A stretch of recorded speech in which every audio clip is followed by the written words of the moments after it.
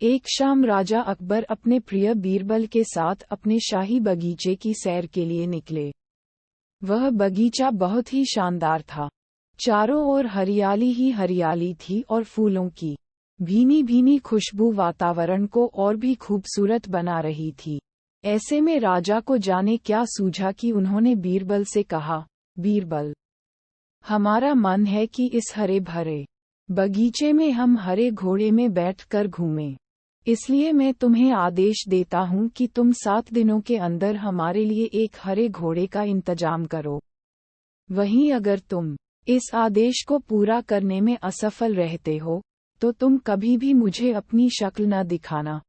इस बात से राजा व बीरबल दोनों वाकिफ थे कि आज तक दुनिया में हरे रंग का घोड़ा नहीं हुआ है।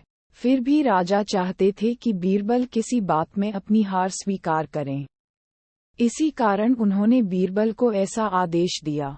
मगर बीरबल भी बहुत चालाक थे। वो भली भांति जानते थे कि राजा उनसे क्या चाहते हैं। इसलिए वो भी घोड़ा ढूंढने का बहाना बनाकर 7 दिनों तक इधर उधर घूमते रहे।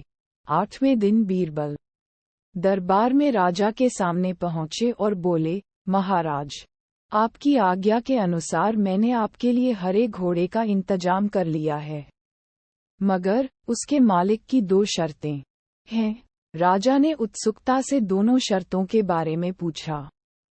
तब बीरबल ने जवाब दिया, पहली शर्त यह है कि उस हरे घोड़े को लाने के लिए आपको स्वयं जाना होगा। राजा इस शर्त के लिए तैयार हो गए।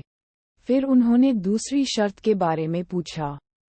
तब बीरबल ने कहा, घोड़े के मालिक की दूसरी शर्त यह है कि आपको घोड़ा लेने जाने के लिए सप्ताह के 7 दिन के अलावा कोई और दिन चुनना होगा।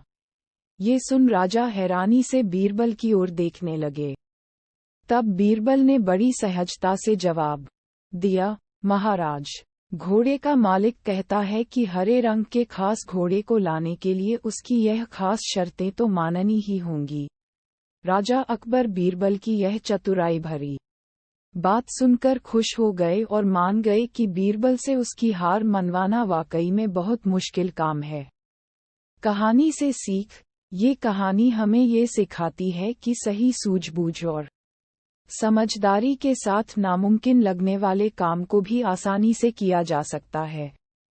अगर आपको ये कहानी अच्छी लगी है तो प्लीज़ चैनल को सब्सक्राइब कर दीजिए और बेल आइकन को प्रेस कर दीजिए ताकि आपको नई नई ऐसी कहानियाँ सुनने को मिलती रहे।